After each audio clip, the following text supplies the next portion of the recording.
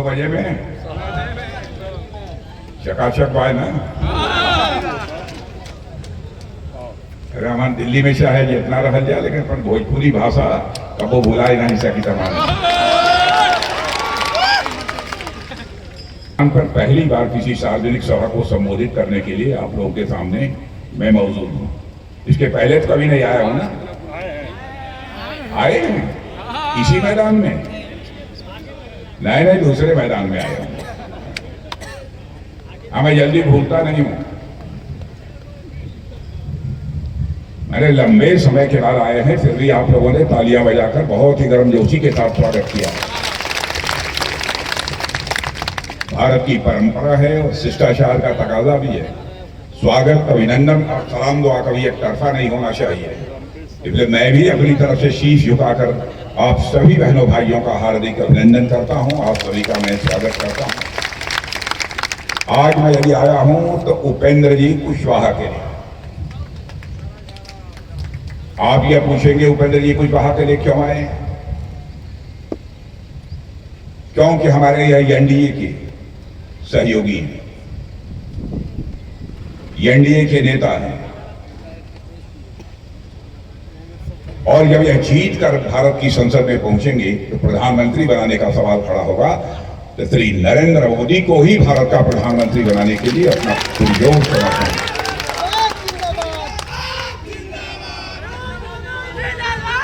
इसलिए मैं यहां पर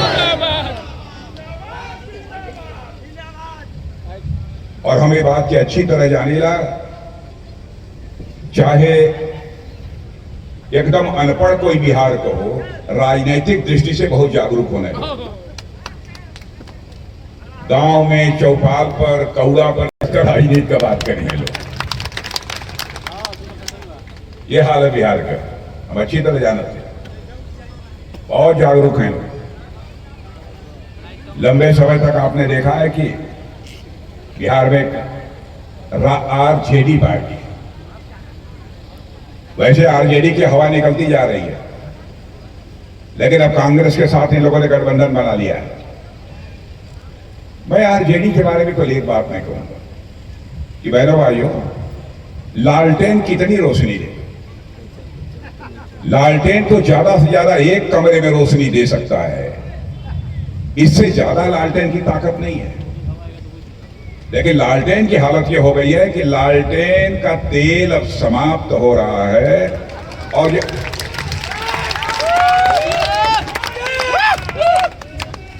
आई घरे में देखले हुआ तो हनुमान कि जब लालटेन का तेल जब खत्म होए लगा ना, तो बत्तियां भभके ले। नहीं लगे, पुरान लोग जब बैठे हुए मालूम हो लालटेन नया लड़का न जाना चाहिए। जब भभके लगे तो मान ला कि लालटेन बुझाए वाली है और एक तेल खत्म। यह हाल आरजेडी के लालटेन का है। कांग्रेस की हालत तो ये हो गई है, कांग्रेस की हालत तो ये हो गई है कि 10 साल के बाद आपके घर को कोई बच्चा हो या पूछबा कि कांग्रेस, तो कहेगा कौन कांग्रेस? जैसे दुनिया की धरती से डायनासोर लुप्त हो गया है, वैसे ही भारत की राजनीति से यह कांग्रेस 10 वर्ष के बाद लुप्त हो जाएगी। आप देख रहे होंगे 52 वर्षों तक अखंड हुकूमत जिस हिंदुस्तान में किसी ने किया है तो कांग्रेस ने किया है। बहनों भाइयों, भारत को दुनिया में जो ऊंचाई हासिल कर लेनी चाहिए थी, भारत का कद जितना बड़ा होना चाहिए था दुनिया में, 52 वर्ष तक हुकूमत करने के बाद भी भारत का कद उतना ऊंचा नहीं हो पाया।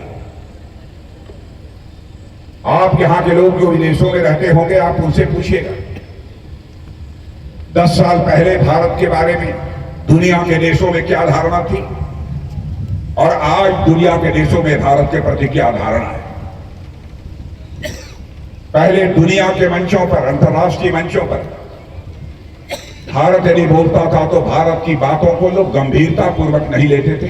कहते थे भारत यह तो कमजोर भारत है, गरीब भारत। क्या हम इसकी बात सुने? मंचों पर बोलता है, सारी दुनिया कान खोलकर सुनती है, दुनिया कान खोल कर सुनती है कि भारत बोल क्या रहा है। यह भारत की हैसियत सारी दुनिया में बनी है। सबसे कम महंगाई यदि कहीं पर है तो भारत में। कोई हमसे प्रमाण मांगेगा तो मैं प्रमाण देने को तैयार हूं। मैंने तैयार कराया है और इसको लेकर मैं चल रहा हूं। मैं प्रेस के दोस्तों से भी कहूंगा कि आप इसे जरूर नोट कर लें। महंगाई का जहां तक सवाल है, भारत की खाद्य महंगाई सबसे कम है, 2.91%। अमेरिका में 7.7%, फ्रांस में 19%, ईरान में 48% महंगाई है।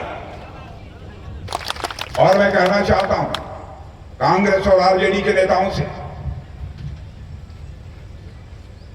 यदि आप हमारी बात को काट सकते हो तो काट दीजिएगा। हमारी गलती होगी तो मैं इसे स्वीकार कर लूंगा, क्योंकि बहनों भाइयों, जिंदगी में हमने राजनीति की है तो जनता की आंखों में धूल झोंक कर राजनीति नहीं की है, जनता की आंखों में आंख डाल कर राजनीति। आपको याद दिलाना चाहता हूं, जो हम लोगों ने कहा था वो करके दिखा। अपने घोषणा पत्र में हम लोगों ने कहा था हम आएंगे, धारा 370 समाप्त करेंगे, जम्मू कश्मीर का भी वही दर्जा होगा जो हिंदुस्तान के अंदर राज्यों का दर्जा होगा। और आपने देखा हमारे एनडीए ने सबने समर्थन करके बहनों भाइयों धारा 370 को समाप्त कर दिया और आज जम्मू कश्मीर का वही दर्जा है जो हिंदुस्तान के अन्य राज्यों का दर्जा है। फाइजुर रहमान पाकिस्तान की संसद में बोलते हुए उन्होंने ये कहा, क्या है पाकिस्तानियों सुनो, भारत विश्व की महाशक्ति बनने की ओर तेजी से आगे बढ़ रहा है और पाकिस्तान अपने को बर्बादियों से बचाने के लिए दुनिया के सामने हाथ फैलाकर भीख मांग रहे हैं।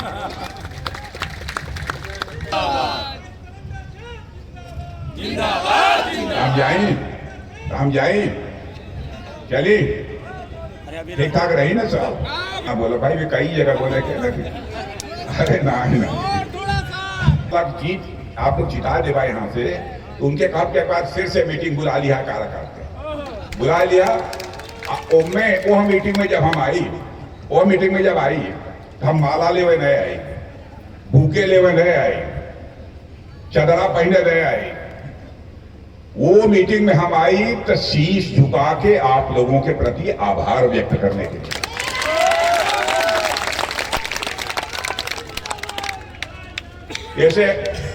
ऐसे अब आप लोग जीतने के बाद भूपेंद्र जी का वो बोलेंगे तो आ जाए, ठीक है, चलो।